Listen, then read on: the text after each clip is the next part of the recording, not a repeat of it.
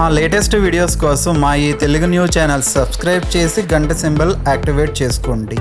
రేపు మంగళవారం సాయంత్రం 6 లోపు తులసి మొక్క మొదట్లో ఇది పోస్తే చాలు.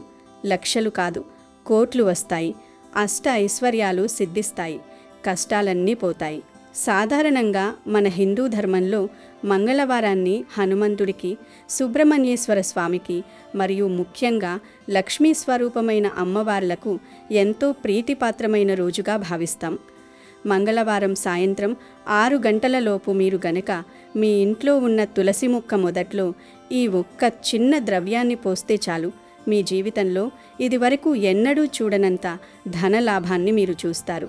లక్షలు కాదు కదా, కోట్లు వచ్చి మీ ఇంట్లో చేరతాయి. లక్ష్మీదేవి అనుగ్రహం మీపై పరిపూర్ణంగా ఉండాలంటే ఈ చిన్న పరిహారాన్ని తప్పకుండా పాటించండి. ఎందుకంటే తులసి కేవలం ఒక మొక్క మాత్రమే కాదు, అది సాక్షాత్తు లక్ష్మీదేవి స్వరూపం. ఏ ఇంట్లో అయితే తులసి మొక్క పచ్చగా కలకలలాడుతూ ఉంటుందో ఆ ఇంట్లో దరిద్రం అనేది అడుగుపెట్టదు. తులసిని మనం బృందావని అని కూడా పిలుచుకుంటాం. దేవతలు, గంధర్వులు సైతం తులసి కోటలో నివసిస్తారని మన పురాణాలు చెబుతున్నాయి. తులసి మొక్క నుంచి వచ్చే గాలి మన ఆరోగ్యానికి ఎంత మేలు చేస్తుందో, తులసి మొక్కను పూజించటం వల్ల కలిగే ఆధ్యాత్మిక ఫలితాలు కూడా అంతే గొప్పగా ఉంటాయి.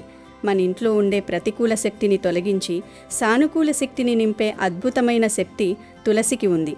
ముఖ్యంగా మంగళవారం రోజున తులసి మొక్కకు చేసే పూజలు లేదా పరిహారాలు అమ్మవారికి ఎంతో ఇష్టం. మీ ఇంట్లో ఎన్ని కష్టాలున్నా, కన్నీళ్లు మిమ్మల్ని బాధిస్తున్నా, అప్పుల బాధతో మీరు సతమతమవుతున్నా సరే, ఈ మంగళవారం చేసే ఈ చిన్న పని మీ తలరాతను మార్చేస్తుంది. ధన సమస్యలన్నీ పటాపంచలైపోయి ధనలాభం కలగడమే కాకుండా అష్టైశ్వర్యాలు మీ సొంతమవుతాయి.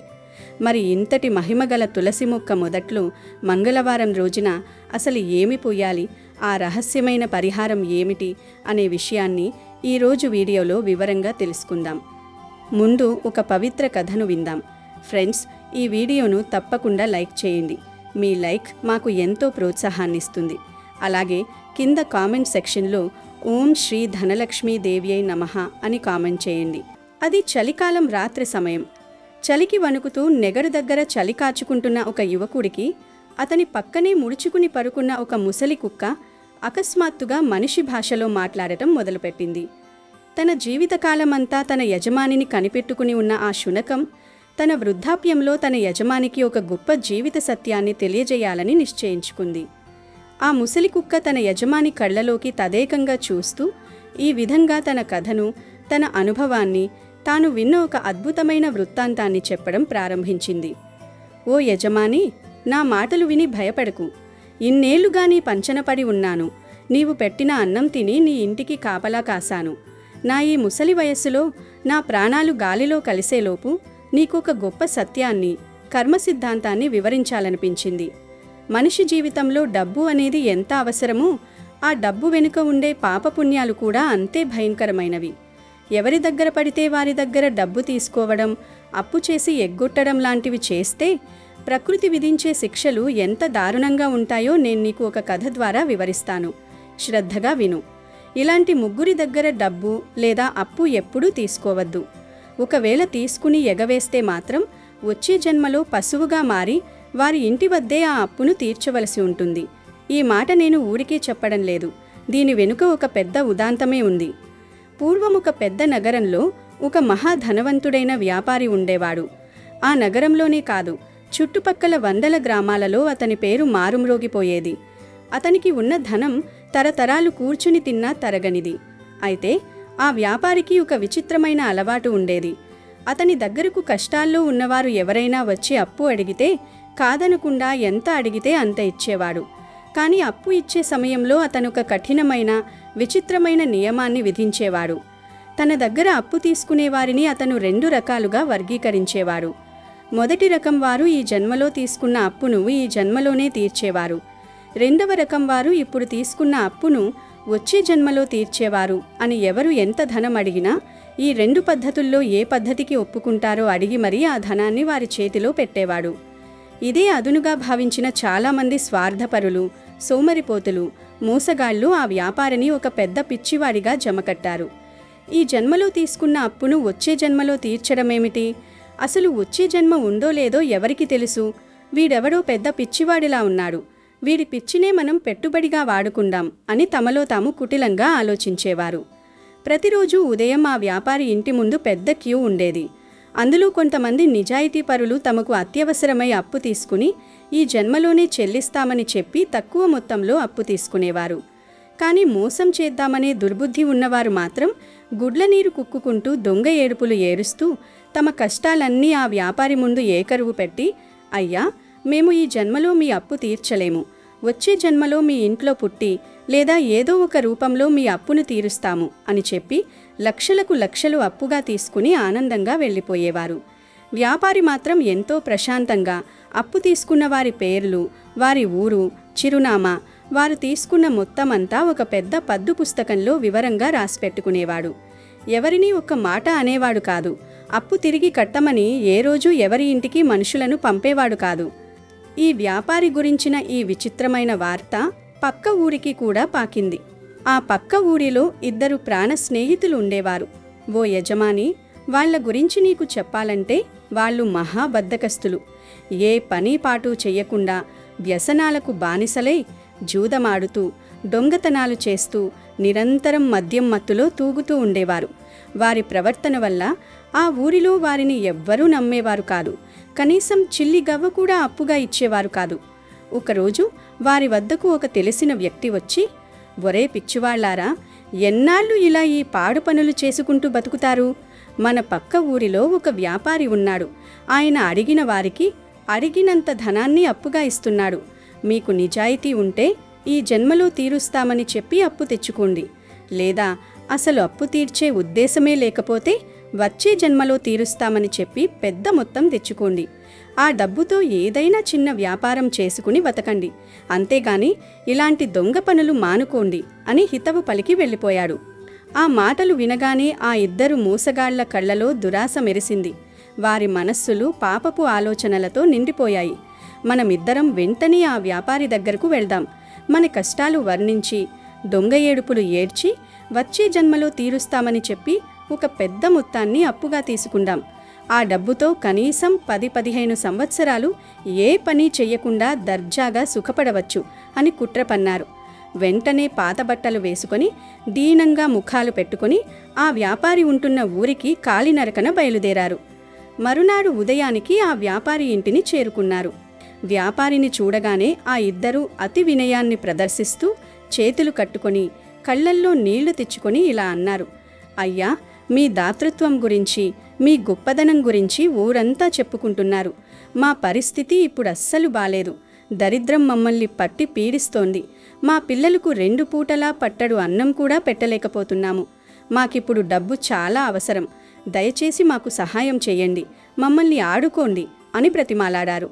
వారి మాటలు విన్న ఆ వ్యాపారి ఎంతో ప్రశాంతంగా చిరునవ్వు నవ్వి, భయపడకండి నాయనలారా, మీకు ఎంత ధనం కావాలంటే అంత ధనం తీసుకోండి. అయితే మీరు తీసుకునే ఈ అప్పును ఈ జన్మలో తీరుస్తారా లేక వచ్చే జన్మలో తీరుస్తారా అని అడిగాడు. దానికి ఆ ఇద్దరూ ఒకరి ముఖం ఒకరు చూసుకుని, అయ్యా, మేమడిగేది చాలా పెద్ద మొత్తం. మాకు చెరో 5 లక్షల రూపాయలు కావాలి. అంత పెద్ద మొత్తం ఈ జన్మలో మేము ఎలాగూ తీర్చలేము. అందుకే వచ్చే జన్మలోనే మీ అప్పును పూర్తిగా తీర్చుకుంటాము అని చెప్పారు. వ్యాపారి సరేనని తల ఊపి తన పెద్ద పద్దు పుస్తకం తీసి అందులో వచ్చే జన్మలో తీర్చే అప్పు అనే పద్దు కింద వీళ్ళిద్దరి పేర్లు, ఊరు, చిరునామా రాసుకుని ఏమాత్రం ఆలోచించకుండా ఒక్కొక్కరికి 5 లక్షల చొప్పున మొత్తం 10 లక్షల రూపాయలు వారి చేతిలో పెట్టాడు. ఆ 10 లక్షల రూపాయలు చూడగానే ఆ ఇద్దరి మోసగాళ్ల ఆనందానికి అవధులు లేవు. వ్యాపారికి మొక్కుతూ అక్కడి నుండి వేగంగా బయటపడ్డారు. ఊరు దాటగానే వారి అసలు స్వరూపం బయటపడింది. అరెరే, ఎంత పిచ్చివాడురా ఆ వ్యాపారి! వచ్చే జన్మ ఎవరికి తెలుసు? అసలు మనం పుడతామో లేదో, అతను పుడతాడో లేదో, ఈ 10 లక్షలతో ఈ జన్మలో రాజుల్లా బతికేయచ్చు. ఇక మనకు దొంగతనాలు చేసే కర్మ పట్టలేదు అని గట్టిగా నవ్వుకుంటూ తమ ఊరి వైపు నడవసాగారు. అలా నడుస్తూ నడుస్తూ ఉండగా దారిలో బాగా చీకటి పడిపోయింది. చుట్టూ అడవిలాంటి ప్రాంతం. ఎటు వెళ్లాలో దారి కనపడలేదు. అంతలో వారికి ఊరు బయట ఉన్న ఒక పెంకుటిల్లు కనిపించింది. ప్రాణాలు అరచేతిలో పెట్టుకొని ఆ ఇంటి ముందుకు వెళ్ళి తలుపు తట్టారు. ఆ యజమాని బయటకు రాగానే, అయ్యా, మేము పక్కు ఊరి నుండి వస్తున్నాము. దారిలో చీకటి పడిపోయింది, దారి తప్పాము. మా దగ్గర విలువైన వస్తువులు ఉన్నాయి. దయచేసి ఈ ఒక్క రాత్రికి మీ ఇంట్లో తలదాచుకోవడానికి కొద్దిగా చోటు ఇస్తే తెల్లవారగానే వెళ్ళిపోతాము అని వేడుకున్నారు. ఆ యజమాని చాలా కఠినమైనవాడు. మీరు ఎవరో నాకు తెలియదు. ముక్కు మొహం తెలియని వారిని నా ఇంట్లోకి రానివ్వను. కావాలంటే ఆ ఎదురుగా ఉన్న నా పశువుల పాకలో పడుకోండి. అక్కడ మంచాలు కూడా ఉన్నాయి. ఆ పాకలో ఒక ఎద్దు, ఒక గేదె ఉన్నాయి. జాగ్రత్తగా పడుకోండి అని చెప్పి తలుపు వేసుకున్నాడు. చేసేదేమీ లేక ఆ ఇద్దరూ ఆ పశువుల పాకలోకి వెళ్ళి అక్కడ ఉన్న మంచాల మీద పడుకున్నారు. కానీ ఓ యజమాని, వాళ్లకు నిద్ర ఎక్కడి నుండి వస్తుంది? వారి దగ్గర 10 లక్షల రూపాయల సొమ్ము ఉంది. ఏ దొంగైనా వచ్చి ఎత్తుకుపోతాడేమో అన్న భయంతో ఇద్దరూ మేలుకునే ఉన్నారు. అర్ధరాత్రి దాటిన తర్వాత ఆ పశువుల పాకలో ఒక విచిత్రమైన, అత్యంత భయంకరమైన సంఘటన జరిగింది. అక్కడే కట్టేసి ఉన్న గేదె మరియు ఎద్దు మనుషుల భాషలో మాట్లాడుకోవడం మొదలుపెట్టాయి. ఆ ఇద్దరు స్నేహితులు తమ చెవులను తామే నమ్మలేకపోయారు. శ్వాస బిగబట్టి ఆ పశువుల సంభాషణను వినసాగారు.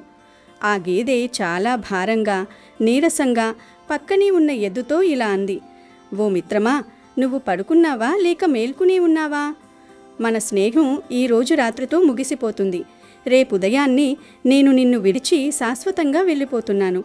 ఆ మాటలకు ఎద్దు ఆశ్చర్యంగా, ఏం మాట్లాడుతున్నావు మిత్రమా? ఇక్కడి నుండి ఎక్కడికి వెళ్తావు? ఎందుకు వెళ్తావు అని అడిగింది. అప్పుడు ఆ గేదె ఒక నిట్టూర్పు విడిచి ఇలా చెప్పింది, మిత్రమా, నేను పూర్వజన్మలో ఒక మనిషిని. మన ఈ యజమాని ఉన్నాడు కదా, అతని దగ్గర నేను గత జన్మలో అప్పు తీసుకున్నాను. కానీ ఆ అప్పు తీర్చకుండానే మరణించాను. దాని కారణంగా ప్రకృతి నన్ను ఈ జన్మలో పశువుగా మార్చి అతని వద్దకి గేదె రూపంలో పంపింది. గత కొన్నేళ్లుగా అతను నన్ను నానా హింసలు పెట్టి నా చేత రక్తం చిందించేలా కష్టపెట్టి తన అప్పును వసూలు చేసుకున్నాడు. నేను తీసుకున్న అప్పు కంటే 1000 రెట్లు ఎక్కువగా నా కండలు కరిగించి అతని రుణం తీర్చాను. నా పాప ప్రక్షాళన అయిపోయింది. ఈ రోజుతో నా అప్పు పూర్తిగా తీరిపోయింది. ఇతని వద్ద నుండి నాకు విముక్తి లభించింది. రేపు ఉదయాన్నే యజమాని వేసే గడ్డిని కాస్త తిని ఈ పశువు శరీరాన్ని వదిలేస్తాను.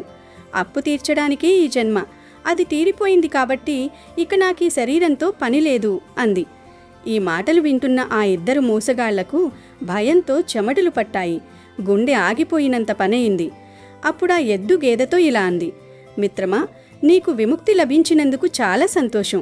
ఇంకో 4 గంటలాగితే నాకు కూడా ఇతని వద్ద నుండి విముక్తి లభిస్తుంది. నేను కూడా పూర్వజన్మలో నీలాగే మనిషిని. ఇతని వద్దే అప్పు చేసి మోసం చేసి తీర్చకుండా చనిపోయాను. అందుకే ఈ జన్మలో ఎద్దుగా పుట్టి ఈ నూనె గానుగను రోజంతా తిప్పి తిప్పి నా రక్తాన్ని ధారపోసి అప్పు తీర్చాను. నా యజమాని నన్ను పెట్టిన కష్టాలు అన్నీ ఇన్ని కావు. నా అప్పు దాదాపు తీరిపోయింది. ఇంకా కొద్దిగా ధనం మాత్రమే తీర్చవలసి ఉంది. దానికి తగినట్లుగా రేపు ఉదయాన్నే ఒక కసాయివాడు వస్తాడు. వాడు నా యజమానికి ఆ మిగిలిన ధనాన్ని ఇచ్చి నన్ను కొనుక్కుంటాడు. అలా నా యజమానికి నేను బాకీ ఉన్న అప్పు పూర్తిగా తీరిపోతుంది. ఆ కసాయివాడు నన్ను కొద్ది దూరం తీసుకువెళ్ళాక వాడు నన్ను చంపేలోపే నేను నా ప్రాణాలను వదిలేస్తాను. అలా నాకు కూడా రేపటితో ఈ పాపపు జన్మ నుండి విముక్తి లభిస్తుంది అని చెప్పింది. ఆ పశువుల మాటలు విన్న ఆ ఇద్దరు మోసగాళ్లకు ప్రాణాలు పోయినంత పనయింది. భయంతో గజగజ వణికిపోతూ ఒకరినొకరు హత్తుకుని ఆ రాత్రంతా నరకం అనుభవించారు. తెల్లవారగానే వారు లేచి కూర్చున్నారు. అసలు రాత్రి జరిగింది కలా లేదా నిజమా అని అనుమానపడుతుండగానే ఆ ఇంటి యజమాని వచ్చి ఆ గేదెకు గడ్డి వేశాడు. ఆ గేదె ఆ గడ్డిని నెమ్మదిగా నమిలి మింగి కొద్దిసేపటికే నేల కొరిగి తన ప్రాణాలను వదిలేసింది. అది చూసి యజమాని తలపట్టుకుని బాధపడ్డాడు. కాని ఆ ఇద్దరు స్నేహితుల కళ్ళు భయంతో బైర్లు కమ్మాయి. అంటే రాత్రి గేదె చెప్పింది 100% నిజం. అప్పు ఎగవేసినందుకు అది పశువుగా పుట్టి కష్టపడి రుణం తీర్చుకుంది. మరి ఇప్పుడు ఆ ఎద్దు మాట కూడా నిజమవుతుందా అని అక్కడే దాక్కుని చూడసాగారు. సరిగ్గా 4 గంటలు గడిచేసరికి ఒక కసాయివాడు ఆ యజమాని దగ్గరకు వచ్చి, అయ్యా, ఆ గేదె ఎలాగూ చనిపోయింది. ఈ ఎద్దు కూడా బాగా ముసలదైపోయింది. దీనిని నాకు అమ్మేయండి. ఆ డబ్బుతో మీరు కొత్త పశువులను కొనుక్కోవచ్చు అని బేరమాడాడు. యజమాని సరేనని కసాయివాడు ఇచ్చిన డబ్బు తీసుకుని ఆ ఎద్దును వాడికమ్మేశాడు.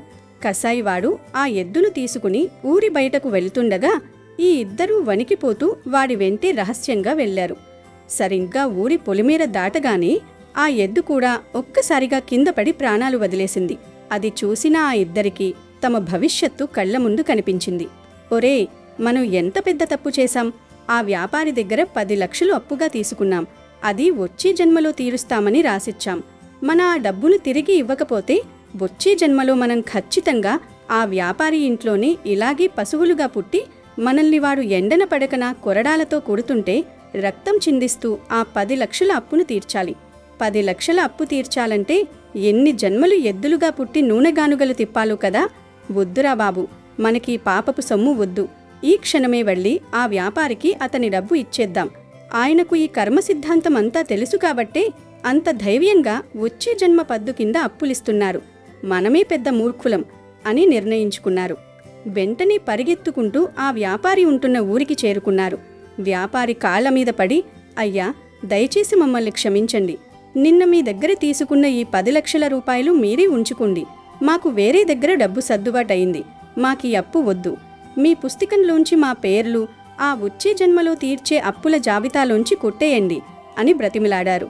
దానికి ఆ వ్యాపారి పుస్తకం తెరిచి చూసి ఎంతో ప్రశాంతంగా, నాయనలారా, మీరు నిన్న నా దగ్గర అప్పు తీసుకునేటప్పుడు ఈ జన్మలో కాదు, వచ్చే జన్మలోనే అప్పు తీరుస్తామని మాటిచ్చారు. నా నియమం ప్రకారం ఏ జన్మలో తీరుస్తామంటే ఆ జన్మలోనే అప్పు తీసుకోవాలి. ఈ జన్మలో తీర్చే అప్పు అయితే నేను ఇప్పుడే తీసుకునేవాణ్ణి. కానీ ఇది వచ్చే జన్మలో తీర్చవలసిన అప్పు కాబట్టి నేనిప్పుడు ఈ ధనాన్ని వెదక్కి తీసుకోలేను. మీరు వచ్చే జన్మలోని ఏదో ఒక రూపంలో నా దగ్గరకు వచ్చి ఆ అప్పును తీర్చవలసిందే. ఇది నా పుస్తకంలోని నియమం అని ఖరాఖండిగా చెప్పేశాడు. ఆ మాటలకు వారెంత ఏడ్చినా ఎంత మొత్తుకున్నా వ్యాపారి అంగీకరించలేదు. నిరాశతో భయంతో ఆ ఇద్దరూ ఆ డబ్బుల మూట పట్టుకుని అడవి దారిన వెళుతూ ఒక చెట్టు కింద కూర్చున్నారు. ఇక తప్పదు, వచ్చే జన్మలో పశువులమై వాడి ఇంట్లో చాకిరీ చేయక తప్పదు అని ఒకడు ఏడుస్తుంటే రెండవ వాడికి ఒక అద్భుతమైన ఆలోచన వచ్చింది. మిత్రమా, ఏడువకు, మనం ఈ అప్పును వాడికి తెలియకుండానే తీర్చేద్దాం. ఈ చుట్టుపక్కల అడవిలో ఎక్కడా గుక్కడు నీళ్లు లేవు. ప్రయాణికులు, పశుపక్షాదులు నీటి కోసం అల్లాడిపోతున్నారు. ఈ 10 లక్షలతో ఇక్కడొక అద్భుతమైన చెరువును నిర్మిద్దాం. ఆ చెరువుకు ఆ వ్యాపారి పేరే పెడదాం. అలా ఆ డబ్బు అతని పేరు మీదే ఖర్చు చేస్తే మన అప్పు తీరిపోతుంది కదా అన్నాడు. వెంటనే ఇద్దరూ రంగంలోకి దిగారు. 10 లక్షల రూపాయలు మంచినీటి చెరువు తవ్వడానికి, దాని చుట్టూ అందమైన పూల మొక్కలు, పండ్ల చెట్లు నాటడానికి పూర్తిగా ఖర్చు చేశారు. వర్షాకాలం రాగానే ఆ చెరువు స్వచ్ఛమైన నీటితో నిండిపోయి ఎంతో అందంగా తయారయింది. ఆ ఇద్దరూ ఆ చెరువు గట్టుని ఒక చిన్న గుడిసె వేసుకుని అక్కడే కాపలాగా ఉండేవారు. చుట్టుపక్కల ఊర్ల వాళ్లకు ఈ చెరువు గురించి తెలిసి తమ పశువులకు నీరు త్రాగించడానికి అక్కడికి రాసాగారు. కానీ ఓ యజమాని ఇక్కడే వాళ్ళొక పెద్ద పన్నాగం పన్నారు. ఎవరైనా చెరువు దగ్గరకు రాగానే ఆ ఇద్దరూ గట్టుమీద నిలబడి చేతుల్లో కర్రలు పట్టుకుని, ఎవరూ ఈ చెరువులోని నీటిని ముట్టుకోవద్దు. ఇది మా యజమాని అయిన ఆ వ్యాపారిగారు తవ్వించిన చెరువు. ఈ నీటిని ఎవరికీ ఇవ్వద్దని ఆయన కఠినంగా ఆదేశించారు. మీరెవ్వరూ ఇక్కడ నీళ్లు త్రాగడానికి వీల్లేదు అని అందర్నీ వెళ్ళగొట్టేవారు. దాంతో దాహంతో వచ్చిన జనాలు, పశువులు నీరు దొరకక ఆ వ్యాపారిని నానా తిట్లు తిట్టుకుంటూ వెనుదిరిగారు. ఇంత ఖర్చు పెట్టి చెరువు తవ్వించి గుక్కెడు నీళ్లు ఎవరికీ ఇవ్వని ఆ వ్యాపారి ఎంత పాపాత్ముడు, వాడికి ఖచ్చితంగా నరకం ప్రాప్తిస్తుంది అని ఊరంతా కోడై కూసింది. ఈ విషయాలన్నీ ఆ వ్యాపారి చెవిన పడ్డాయి. వెంటనే ఆ వ్యాపారి కోపంగా ఆ చెరువు దగ్గరకు వచ్చాడు. ఆ ఇద్దర్నీ చూసి, ఏమిటి ఈ అన్యాయం? నేను ఏ చెరువు తవ్వించలేదు. మీరు నా పేరుతో చెరువు తవ్వించి దాహంతో వచ్చిన వారికి నీళ్ళివ్వకుండా నా పేరు ఎందుకు చెడగొడుతున్నారు? దప్పికతో ఉన్న ప్రాణికి నీరివ్వకపోవడం ఎంత మహాపాపమో మీకు తెలుసా? ఆ పాపమంతా నాకు తగులుతుంది. ఎందుకిలా చేస్తున్నారు అని అరిచాడు. అప్పుడు ఆ ఇద్దరూ చేతులు కట్టుకొని ఊరి జనాలందరూ వింటుండగా ఇలా అన్నారు. అయ్యా, మేము మీ దగ్గర తీసుకున్న 10 లక్షలు మీకే తిరిగి ఇచ్చేస్తామన్నా మీరు తీసుకోలేదు. వచ్చే జన్మలోనే పశువులుగా పుట్టి మీ అప్పు తీర్చమన్నారు. మాకు ఆ కర్మ వద్దు. అందుకే మీ డబ్బుతోనే మీ పేరు మీదే ఈ చెరువును నిర్మించాము. కాబట్టి ఈ చెరువు మీదే. మీరు మీ పద్దు పుస్తకంలోంచి మా పేర్లను కుట్టేసి మా అప్పు తీరిపోయింది అని ఒప్పుకుంటేనే ఈ క్షణం నుండి అందరినీ నీళ్లు త్రాగనిస్తాము. లేదు, నియమం ప్రకారం మీరు ఒప్పుకోకపోతే మేము ఎవ్వరికీ ఒక్క చుక్క నీరు కూడా ఇవ్వము. దాహంతో అలమటించే ప్రతి ప్రాణి ఉసురు, వాళ్ళు పెట్టే శాపాలు, ఆ మహాపాపమంతా మీకే తగులుతుంది. ఇప్పుడు చెప్పండి, మా అప్పు రద్దు చేస్తారా లేక ఈ పాపాన్ని మూటగట్టుకుంటారా అని నిలదీశారు. వారి తెలివితేటలకు, వారు వేసిన ఎత్తుగడకు ఆ వ్యాపారి ఆశ్చర్యపోయాడు. అక్కడున్న జనాలు కూడా, అయ్యా, వీరు చేసిన పని మంచిదే కదా, అందరికీ ఉపయోగపడే చెరువు తవ్వించారు, దయచేసి వీరి అప్పులు మాఫీ చేసి అందరినీ నీరు త్రాగనివ్వండి అని ప్రాధేయపడ్డారు. వ్యాపారి కాసేపు ఆలోచించాడు. తన నియమం కన్నా దాహంతో ఉన్నవారికి నీరివ్వకపోవడం వల్ల వచ్చే పాపం చాలా పెద్దదని గ్రహించాడు. సరే నాయనలారా, మీ పట్టుదలకు, మీరు చేసిన ఈ మంచి పనికి నేను సంతోషిస్తున్నాను. మీ 10 లక్షల అప్పు ఈ జన్మతోనే తీరిపోయినట్లుగా నా పుస్తకంలోంచి మీ పేర్లు కొట్టేస్తున్నాను. ఇక మీకు నాకు ఎలాంటి రుణానుబంధం లేదు. దయచేసి అందరినీ నీరు ఆనందంగా తాగనివ్వండి అని చెప్పి అక్కడి నుండి వెళ్ళిపోయాడు. ఆ మాటతో ఆ ఇద్దరు స్నేహితులు ఎంతో సంతోషించి అప్పటి నుండి దొంగతనాలు, మోసాలు మానివేసి ఆ చెరువును సంరక్షించుకుంటూ నిజాయితీగా బతకసాగారు. విన్నావా యజమాని? ఈ కథలోని ఆంతర్యమేమిటంటే, కర్మ సిద్ధాంతం ఎవ్వరినీ వదిలిపెట్టదు. మనం ఎవరి ధనాన్నైనా అన్యాయంగా తీసుకుని ఎగవేస్తే అది ఖచ్చితంగా ఏదో ఒక జన్మలో, ఏదో ఒక రూపంలో వడ్డీతో సహా చెల్లించక తప్పదు. అందుకే ఈ ప్రపంచంలో ముఖ్యంగా 3 వ్యక్తుల ధనాన్ని ఎప్పుడూ ఎలాంటి పరిస్థితులలో కూడా మోసం చేసి తీసుకోకూడదు. ఆ 3 ఎవరంటే, మొదటివారు దొంగతనం చేసి ఇతరులను మోసం చేసి అన్యాయంగా సంపాదించిన వారి ధనం. అలాంటి వారి దగ్గర మనం అప్పు తీసుకున్నా లేదా ఆ ధనాన్ని మనం అనుభవించినా వారు చేసిన పాపాలన్నీ మనకు కూడా అంటుకుంటాయి. వారి పాప ఫలితాన్ని మనం కూడా అనుభవించవలసి వస్తుంది. రెండవది, దేవస్థానానికి లేదా దేవుడికి సంబంధించిన ధనం. గుడి సొమ్మును లేదా దైవ కార్యాలకు ఉద్దేశించిన ధనాన్ని ఎవరైనా కాజేస్తే ఆ పాపం 7 జన్మల వరకు వారిని, వారి వంశాన్ని వెన్నాడుతూనే ఉంటుంది. ఆ దేవుడి కోపానికి గురై సర్వనాశనమైపోతారు. మూడవది, ఎంతో నిజాయితీగా తమ రక్తాన్ని చెమటగా మార్చి కష్టపడి పనిచేసి సంపాదించిన వారి ధనం. అలాంటి అమాయకుల దగ్గర, పేదల దగ్గర మోసపూరితంగా డబ్బు తీసుకుని తిరిగి ఇవ్వకపోతే ఆ కష్టజీవుల కన్నీరు మనల్ని దహించి వేస్తుంది. వచ్చే జన్మలో ఖచ్చితంగా వారి ఇంట్లోనే పశువుగానూ బానిసగానూ పుట్టి వారి రుణం తీర్చుకునే వరకు నరకయాతన అనుభవించవలసి వస్తుంది. అందుకే యజమాని, మన ధనం వేరే వాళ్ళు తిన్నా పర్వాలేదు, కానీ మనం మాత్రం ఎవరి ధనాన్ని అన్యాయంగా ఆశించకూడదు, ఎవరినీ మోసం చెయ్యకూడదు. పైన ఆ భగవంతుడున్నాడు, మన ప్రతి పనిని లెక్క కడుతూనే ఉంటాడు. ఈ సత్యాన్ని నీ మనసులో ఎప్పుడూ ఉంచుకో అని ఆ ముసలి కుక్క ఒక దీర్ఘ నిట్టూర్పు విడిచి మళ్లీ మామూలు కుక్కలాగా తోక ఊపుకుంటూ తన యజమాని పాదాల దగ్గర ముడుచుకుని పడుకుంది. ఆ మాటలు విన్న ఆ యజమాని జీవితంలో డబ్బు పట్ల తనకు ఉన్న దృక్పథాన్ని పూర్తిగా మార్చుకుని అప్పటి నుండి ఎంతో ధర్మబద్ధంగా, న్యాయంగా జీవించడం ప్రారంభించాడు. ఇక ఆలస్యం చేయకుండా వీడియోలోకి వెళ్దాం. తులసి మొక్క విశిష్టత గురించి ఎంత చెప్పినా తక్కువే. తులసి కోట దగ్గర సాయంత్రం పూట దీపం వెలిగించడం వల్ల ఆ ఇల్లు సుఖశాంతులతో వర్ధిల్లుతుంది. మంగళవారం సాయంత్రం సూర్యాస్తమయం అయ్యే సమయం అంటే 6 గంటల లోపు ఈ పరిహారాన్ని పూర్తి చేయాలి. ఈ సమయంలో లక్ష్మీదేవి సంచరిస్తూ ఉంటుందని మన పెద్దలు చెబుతుంటారు. అందుకే ఈ సమయంలో మనం చేసే పరిహారం చాలా వేగంగా ఫలితాన్నిస్తుంది. ఇప్పుడు పరిహారం ఎలా చేయాలో చూద్దాం. దీనికోసం మీరు ముందుగా ఒక శుభ్రమైన గిన్నెను గాని లేదా ఒక గాజు గ్లాసును గాని తీసుకోండి. అందులో కొద్దిగా శుభ్రమైన నీటిని పోయండి. ఆ నీటిలో ఇప్పుడు మనం కొన్ని విశేషమైన పదార్థాలను కలపాలి. మొదటగా ఆ నీటిలో కొద్దిగా ఆవు నెయ్యిని వేయండి. ఆవు నెయ్యి లేకపోతే మామూలు గేదె నెయ్యి అయినా వాడవచ్చు. నెయ్యి అనేది దేవతలకు అత్యంత ప్రీతిపాత్రమైన ద్రవ్యం. ముఖ్యంగా ఆవు నెయ్యికి మన జీవితంలో ఉన్న కష్టాలను తొలగించి ధనాన్ని ఆకర్షించే అద్భుతమైన శక్తి ఉంది. నెయ్యిని మనం హోమాల్లో, దీపారాధనలో వాడుతుంటాం. ఎందుకంటే అది దైవిక శక్తిని పెంచుతుంది. నెయ్యిని నీటిలో వేయడం వల్ల ఆ నీరు ఎంతో పవిత్రంగా మారుతుంది. ఆ తర్వాత ఆ నీటిలో ఒక చిటికెడు కుంకుమను వేయండి. కుంకుమ అనేది సౌభాగ్యానికి, శక్తికి చిహ్నం. అమ్మవారి స్వరూపంగా మనం కుంకుమను భావిస్తాం. కుంకుమ కలిసిన నీరు లక్ష్మీ కటాక్షాన్ని త్వరగా ఆకర్షిస్తుంది. దీని తర్వాత మీరు ఆ నీటిలో కొద్దిగా ధనియాల పొడిని వేయండి. మీకు తెలుసా, ధనియాలకు ధనాన్ని ఆకర్షించే గుణం చాలా ఎక్కువగా ఉంటుంది. చాలామంది వ్యాపారస్తులు తమ గల్లాపెట్టెలో లేదా పూజ గదిలో ధనియాలను ఉంచుకుంటారు. ధనియాలు ఏ ఇంట్లో సమృద్ధిగా ఉంటాయో అక్కడ ధనానికి లోటుండదు. అందుకే ఆ నీటిలో కొంచెం ధనియాల పొడిని కూడా కలపండి. చివరిగా అందులో కొద్దిగా ఉప్పును వేయండి. ఉప్పు అంటే సాక్షాత్తు సముద్ర రాజపుత్రి అయిన లక్ష్మీదేవికి సోదరుడి వంటిది అని చెబుతుంటారు. ఉప్పుకు నెగటివ్ ఎనర్జీని, అంటే ఇంట్లో ఉన్న దిష్టిని, దరిద్రాన్ని పీల్చుకునే శక్తి ఉంది.